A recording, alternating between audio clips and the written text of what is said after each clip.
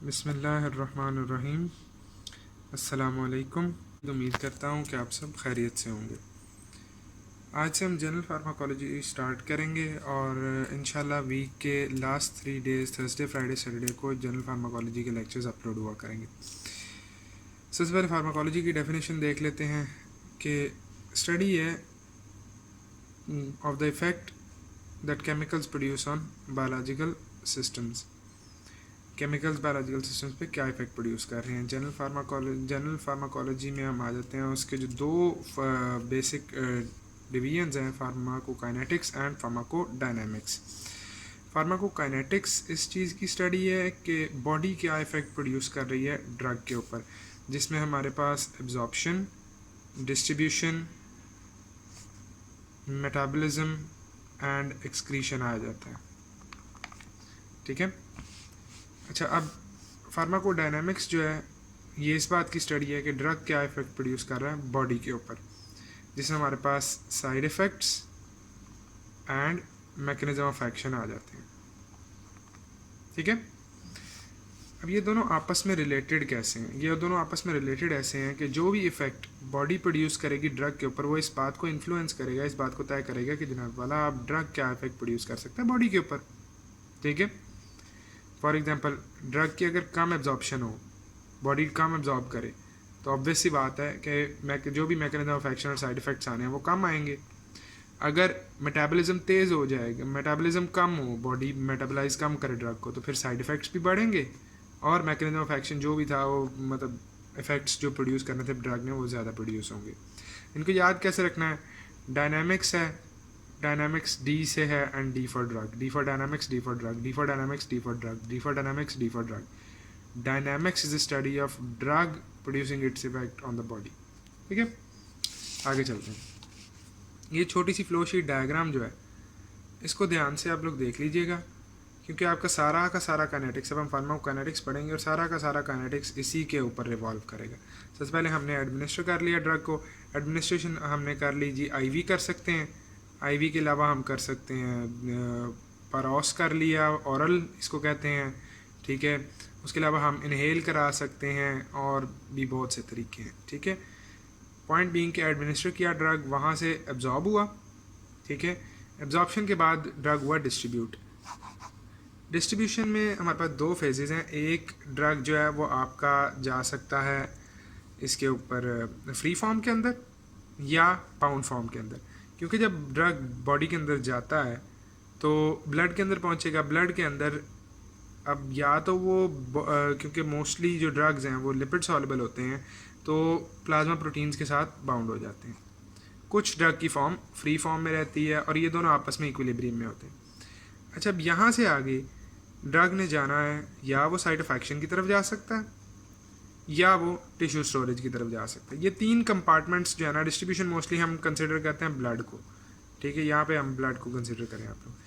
Blood है, site of action और tissue storage है, इनके दरमियान ना तीनों के दरमियान एक इक्विलिब्रियम एस्टैब्लिश हुआ होता है। टिश्यू स्टोरेज इसलिए इंपॉर्टेंट है क्योंकि आगे जाके हमने कुछ एनेस्थेटिक्स पढ़ने हैं। ठीक है, एनेस्थेटिक्स पढ़ेंगे कुछ आगे जाके। वो जो एनेस्थेटिक्स है ना, वो उनका इफेक्ट प्रोड्यूस तो जल्दी होता है लेकिन जल्दी वियर ऑफ भी कर जाता है, जल्दी ख़त्म भी हो जाता है, बिकॉज और ड्रग रहता बॉडी के अंदर है, क्योंकि वो साइट ऑफ एक्शन से निकल के डिस्ट्रीब्यूशन के अंदर वापस आता है और टिश्यू स्टोरेज में चला जाता है। ठीक है। अच्छा, अब यहाँ से आगे ना या तो ड्रग एक्सक्रीट हो जाएगा, या मोस्टली ये होता है कि ड्रग की मेटाबॉलिज्म होगी, मेटाबॉलिज्म के बाद एक्सक्रीशन होगी। मेटाबॉलिज्म के लिए हमारे लिए सबसे ज़्यादा इंपॉर्टेंट है, और भी जगहों पे होता है, और भी ऑर्गन्स में होती है, लेकिन सबसे ज़्यादा इंपॉर्टेंट ऑर्गन लिवर है, और एक्सक्रीशन के लिए सबसे ज़्यादा इंपॉर्टेंट ऑर्गन किडनीज है। ठीक है। लंग्स से भी एक्सक्रीशन होती है, लंग्स में मेटाबॉलिज्म भी होती है, और भी जगहों पे होते हैं ये दोनों काम, लेकिन मेजर ऑर्गन्स ही हैं। अच्छा, अब हम स्टार्ट करने लगे हैं जी फार्माकोकाइनेटिक के जो बेसिक प्रिंसिपल्स हैं। इनमें हमारे पास एक परमिएशन है, इसके बाद हमने एब्जॉर्प्शन पढ़ना है, आयनाइजेशन पढ़ना है और मेटाबॉलिज्म और एक्सक्रीशन पढ़ना है। ओके। अच्छा, सबसे पहले परमिएशन की बात करें तो अब यहाँ पे ना ये 4 मेजर फैक्टर्स हैं, solubility, concentration gradient, surface area and vascularity. लेकिन ये जिन पे दोनों पे स्टार लगा है ना, ये दोनों सबसे ज़्यादा इंपॉर्टेंट है। सॉल्युबिलिटी इसलिए क्योंकि अगर तो ड्रग ज़्यादा लिपिड सॉल्युबल है, ठीक है, तो ऑब्वियस सी बात है लिपिड सॉल्युबल ड्रग है तो हमारी जो प्लाज्मा मेम्ब्रेन्स है वो सारी की सारी किसकी बनी हुई है, जो लिपिड बाई लेयर बनी हुई है ना, लिपिड्स की बनी होती है। तो वो लिपिड बाइलेयर को जल्दी क्रॉस कर जाते हैं, जो लिपिड सॉल्युबल ड्रग्स, ठीक है। ऑन द अदर हैंड अगर ड्रग वाटर सॉल्युबल है, तो वाटर सॉल्युबल जो ड्रग है वो बेहतर क्लियर होते हैं, ठीक है। वो जल्दी क्लियरेंस से मुराद है बॉडी से निकलते जल्दी हैं, क्योंकि वो सेल्स के अंदर घुस नहीं सकते, क्योंकि वाटर सॉल्युबल होने के लिए आपको पोलर होना पड़ता है, और polar substances do not dissolve with non polar substances. खैर आगे चलते हैं। कंसंट्रेशन ग्रेडियंट, ये आपका वही डिफ्यूजन वाला प्रिंसिपल है, क्योंकि बॉडी के जो मेजॉरिटी ड्रग्स हैं, हमारे जो इस वक्त मेजॉरिटी ड्रग्स हैं, वो सारे के सारे तकरीबन पैसिव डिफ्यूजन से मूव करते हैं बॉडी के अंदर। कैसे मूव करते हैं? पैसिव डिफ्यूजन से। अब पैसिव डिफ्यूजन से मूव करते हैं, तो जितना ज़्यादा कंसंट्रेशन ग्रेडियंट होगा, कंसंट्रेशन ग्रेडियंट से मुराद ये है कि difference between the concentrations across a membrane, ठीक है।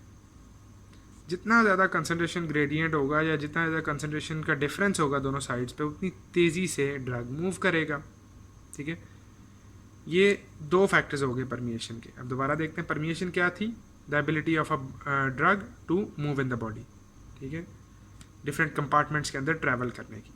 उसके लिए सबसे पहले solubility and then we have concentration gradient. आगे चलते हैं सरफेस एरिया पे। सरफेस एरिया इसीलिए ज़रूरी है क्योंकि जितना ज़्यादा सरफेस एरिया होगा उतनी ज़्यादा साइड्स या उतने ज़्यादा सुराख होंगे या सॉर्ट ऑफ उतनी ज़्यादा स्पेसेस होंगी जहाँ से ड्रग मूव कर सकता है from one side of a plasma membrane to another side, ठीक है। अब अगर हम सिर्फ सरफेस एरिया की बात करें, तो अगर स्टमक में कोई भी ड्रग पड़ा हुआ है, ठीक है, स्टमक की बात करें और दूसरी तरफ हमारे पास आ जाते हैं जी इंटेस्टिन्स, ठीक है, सॉरी अबाउट माय इंटेस्टिन्स। अब इंटेस्टिन्स का सरफेस एरिया ज़्यादा है, वहाँ पे जल्दी एब्जॉर्ब होगा drug as compare to stomach में, अगर सिर्फ और सिर्फ सरफेस एरिया की बात करें, ठीक है। इसी तरह लंग्स के अंदर जल्दी एब्जॉर्ब होता है। आईवी के बाद सबसे तेज़ी से जहाँ पे ड्रग एब्जॉर्ब होता है वो इनहेलेटरी मेथड है, इनहेलेटरी एडमिनिस्ट्रेशन है, ठीक है। अब वैस्कुलैरिटी पे आते हैं। जितना ज़्यादा ऑर्गन के पास ब्लड सप्लाई होगी उतना ज़्यादा जल्दी ब्लड के अंदर ड्रग मूव करेगा। आगे चलते हैं। अब इन सब में ना आपने फिक्स लॉ जो है इन सारी बातों को एक सिंपल इक्वेशन के अंदर ला के रखता है, ठीक है। इसमें हमारे पास ये है कि रेट ऑफ मूवमेंट जो है ड्रग का, रेट ऑफ मूवमेंट वो डायरेक्टली प्रोपोर्शनल है कंसंट्रेशन डिफरेंस में। कंसंट्रेशन डिफरेंस वही था कि जनाबे वाला दो साइड्स हैं प्लाज्मा मेम्ब्रेन की, उन दो साइड्स के आसपास कितना ड्रग अवेलेबल है, ठीक हो गया। जितना ज़्यादा कंसंट्रेशन डिफरेंस होगा उतनी तेज़ी से ड्रग मूव करेगा, ये डायरेक्ट प्रोपोर्शनैलिटी हो गई। उसके बाद परमेबिलिटी कोएफिशिएंट में आए थे। अब परमेबिलिटी कोएफिशिएंट ना लफ्ज़ तो बहुत फैंसी सा लगता है, लेकिन ये बात ऐसी कोई नहीं है, ठीक है सिर्फ ये कि जनाब वाला आपकी जो मेम्ब्रेन है उसमें सुराख कितने, सुराख से मुराद ये कि जनाब वाला वो कितनी ज़्यादा उसमें जगह हैं जहाँ से ड्रग मूव कर सकता है, ठीक है। जितनी ज़्यादा स्पेसेस होंगी उतना ही परमेबिलिटी कोएफिशिएंट ज़्यादा होगा, जितनी कम स्पेसेस होंगी उतना परमेबिलिटी कोएफिशिएंट कम होगा। जैसे कि आपका ग्लोमेरुलर जो बैरियर है उसका परमेबिलिटी कोएफिशिएंट बहुत हाई होता है, क्योंकि ऑलमोस्ट हर ही चीज़ जो है वो उसमें से गुजर सकती है सिवाय मेजर जो प्रोटीन्स और पार्टिकल्स हैं उनके, ठीक है, बड़े जो ब्लड के अंदर पार्टिकल्स हैं। ऑन द अदर हैंड जो आपका ब्लड ब्रेन बैरियर है उसका परमेबिलिटी कोएफिशिएंट बहुत लो है, क्योंकि उसमें से ना होने के बराबर चीज़ें गुजर सकती हैं। आगे चलते हैं, थिकनेस पे आते हैं। थिकनेस सीधी सी बात है जनाब वाला आपकी कितनी मोटी है मेम्ब्रेन कोई भी, ठीक है, मेम्ब्रेन कितनी मोटी है या एक साथ कितनी मेम्ब्रेन्स को क्रॉस करना है drug need to reach the intended compartment, ठीक है। जितनी ज़्यादा थिकनेस होगी उतना कम रेट ऑफ मूवमेंट होगा। यहाँ पे देखें इन्वर्स प्रोपोर्शनैलिटी है इन दोनों के दरमियान, ठीक है। और लास्टली एरिया, वो भी हम बात पीछे कर चुके हैं कि जनाब वाला जितना ज़्यादा एरिया होगा उतना जल्दी एब्जॉर्ब होगा ड्रग, जितना कम एरिया होगा उतना एब्जॉर्प्शन स्लो होगी, क्योंकि कम जगह है जहाँ से ड्रग मूव कर सकता है, ठीक है। थैंक यू फॉर लिसनिंग, और इंशाल्लाह कल हम बात करेंगे आयनाइजेशन की। और आयनाइजेशन एक इम्पॉर्टेंट टॉपिक है, इसीलिए उसको ना भूलिएगा, वीडियो को गौर से देखना। और एक और टिप दे दूं कि अगर आप लोगों को लगता है कि स्पीड थोड़ी स्लो है तो 1.25 या 1.5x पे या इवन 2x पे लगा के सुन लें, ताकि वक्त भी बचे और जल्दी जल्दी कॉन्सेप्ट भी क्लियर हो जाए। फिक्स लॉ दोबारा ध्यान से करना है। And thank you for listening, don't forget to subscribe. और कल के आने वाले जो लेक्चर्स हैं उनके लिए अगर आपको नोटिफिकेशन चाहिए तो बेल का आइकन दबाना ना भूलिएगा। और कोई भी सवाल है तो प्लीज़ कमेंट्स में बताएं, will try to answer each and every one of your questions. अपना ख्याल रखिएगा, अल्लाह हाफिज़।